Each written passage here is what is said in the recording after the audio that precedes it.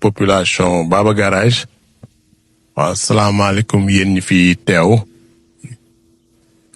comme ni nga ko waxee monsieur Mbaye tey dañu daje fii ci Baba Garage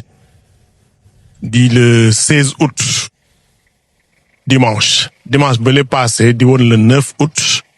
nekkoon la journée nationale de reboisement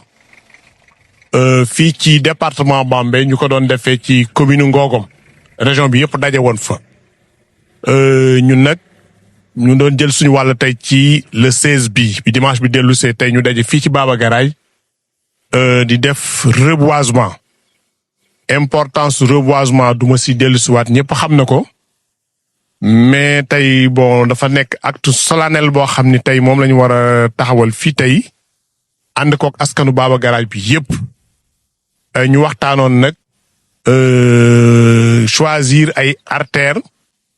avec quand même l'aide de l'agent technique des eaux et forêts mi ngi nii taxaw monsieur Samb ak conseil yi ak ñi nga xam ni seen xel dafa màcc ci wàllu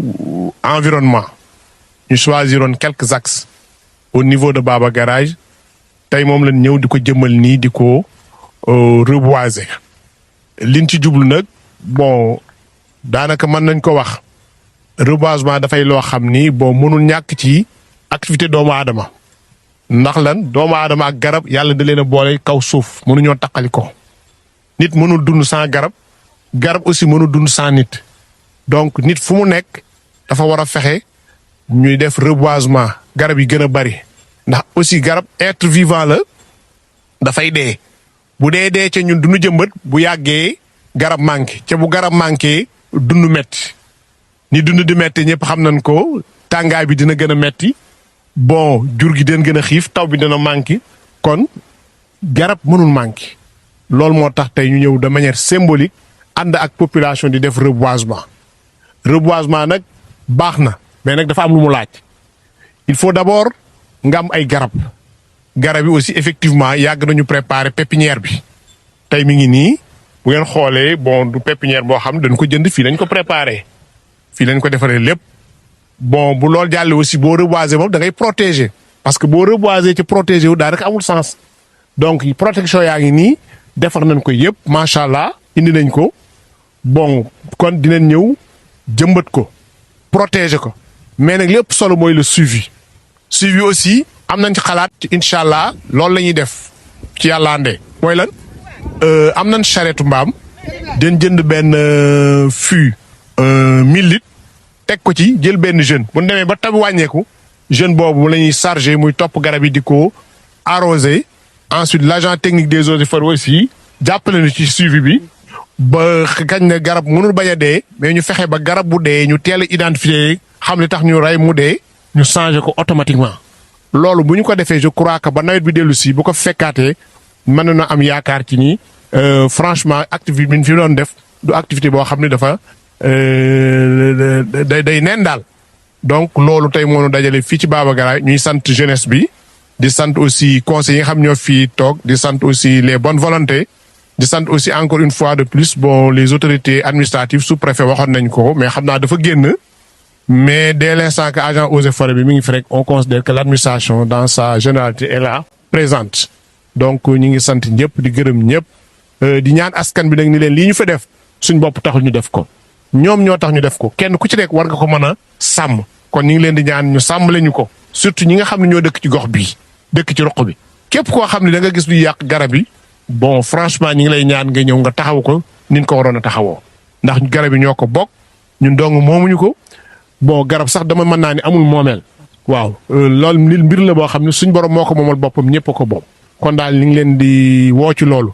bu lii jàllee aussi kenn ku ko mën boo ñibbee sa kër nga def fa reboisement boo defee reboisement ba noppi aussi nga jéem a aar garab yi nga xam ne moo nekk sa kër ak garab yi nekk si àll bi ndax garab yi buñ ko aaree aar suñu dund buñ ko nasaxalee nasaxal suñu dund donc suma papa yi ci ginnaaw loolu ñoom xam nañ ko ñu ngi leen ci soññi bon sax-saxaan yi aussi ñu leen di dégg ci tool yi ay baykat lañ ku gis sax-saxaan booy ruñ nga bañ ko dagg ndax sax-saxaan mooy nag garab ëllëg kon yooyu buñ leen dul dégg bu yàggee garab dafay tumuranke ndax garab aussi comme nit la day màggat kon loolu daal mooy discours bi nga xam ni amoon nañ ko bëgg koo ubbee tey fii ci Baba Garage ci teewaayu population yi ci teewaayu aussi techniciens yi kon sëñ Mbaye ñu ngi lay sant di la gërëm ci tënk daal loolu la ñu amoon loo xam ne mën nañ koy indi comme discours mais yëpp solo nag mooy jëmbat bi. bon boo xoolee aussi folklore bi baax na mais ñun on a décidé d'éviter le folklore parce que folklore aussi baax na mais en fait amul impact ci garab bi li am impact ci garab bi mooy nooy def ba jëmbat ko nooy def ba protéger loolu moo ëpp impact. bon folklore bañ ñu ko mais là on a choisi de ne pas faire du folklore. wasalaam. Mbaye Bara. Donc, on est là aujourd'hui à Baba Garage, le dimanche 16 août 2026, pour procéder à la plantation, au reboisement d'arbres. Donc, le dimanche passé, c'était le 9. Bon, on a tenu une activité régionale dans la commune de Ngogom, dans le département toujours de Bambey. Donc, cette fois-ci, c'est à notre tour de faire la même chose. Donc, on a un calendrier national, mais après le calendrier national aussi, chacun est libre de décider par rapport à sa disponibilité, de choisir une journée et de procéder à un reboisement. Donc, c'est le cas aujourd'hui au niveau de Baba Garage. Donc, on est là réunis, jeunes, femmes, techniciens, pour procéder à l'activité de reboisement. Donc, la ruelle là que nous avons choisie, on l'a fait de concert avec les autorités techniques, avec les populations. Donc, c'est la ruelle qui mène vers le stade municipal de Baba Garage. Donc, bon, c'est une nouvelle ruelle. À côté, il y a la gendarmerie et la sous-préfecture. Donc, l'aménagement ne serait pas de trop. Donc, aujourd'hui, l'activité consiste à planter, à protéger. Et demain, je crois qu'il y a des mécanismes de suivi qui ont été mis en place pour pérenniser l'activité. Donc, il s'agit d'avoir une charrette, un âne, peut-être recruter un jeune qui se chargera après l'hivernage du suivi, certainement, autrement dit, de l'arrosage des plants et de leur protection. Mais à côté aussi, on sollicitera aussi l'aide de l'agent des eaux et forêts qui est à côté de nous, qui va nous aider à quand même protéger et à suivre l'activité. Et au-delà de ça aussi, on tend la main aux populations, notamment les populations riveraines qui sont à côté, de faire de sorte que ces arbres-là soient protégés. Donc, l'arbre, c'est pas un bien personnel, c'est un bien commun, ça appartient à tout le monde, on a le devoir de le protéger. Donc, c'est un appel que nous faisons à la population, que surtout les populations riveraines nous aident à protéger ces arbres. Donc, l'importance de l'arbre, on n'y reviendra pas. L'arbre et l'homme sont étroitement liés. On ne peut pas vivre sans arbre. L'arbre aussi ne peut pas vivre sans l'homme. Donc, on a des destins communs liés. Donc, c'est un mécanisme, c'est un système, c'est un processus qui est là. Bon, c'est une activité qui doit être pérenne. Même au-delà des journées de l'arbre, bon, ça doit être ça doit être de manière spontanée. Le reboisement doit être spontané. Les gens doivent en faire un mécanisme de manière pérenne. Protéger les arbres, planter des arbres, peut-être, bon, ensuite, à certaines occasions, peut-être encadrer la RNA, qu'on appelle la régénération naturelle assistée. Surtout au niveau des paysans, c'est un appel que je lance surtout aux paysans. Bon, c'est des moments quand même, surtout le défrichage, c'est des moments pendant lesquels on doit protéger les jeunes pousses. Parce que c'est les jeunes pousses qui deviendront les adultes.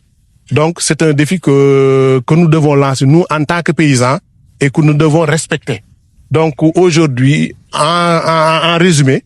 on est là pour honorer la journée nationale de l'arbre, bien que passée, mais aussi, compte tenu de notre calendrier, on a choisi cette date aujourd'hui, le 16, pour faire l'activité au niveau de Baba Garage. Je disais tantôt que peut-être l'aspect folklorique n'est pas apparu, mais on en a décidé ainsi. Parce que ce qui compte réellement, c'est pas l'aspect folklorique, mais c'est l'activité en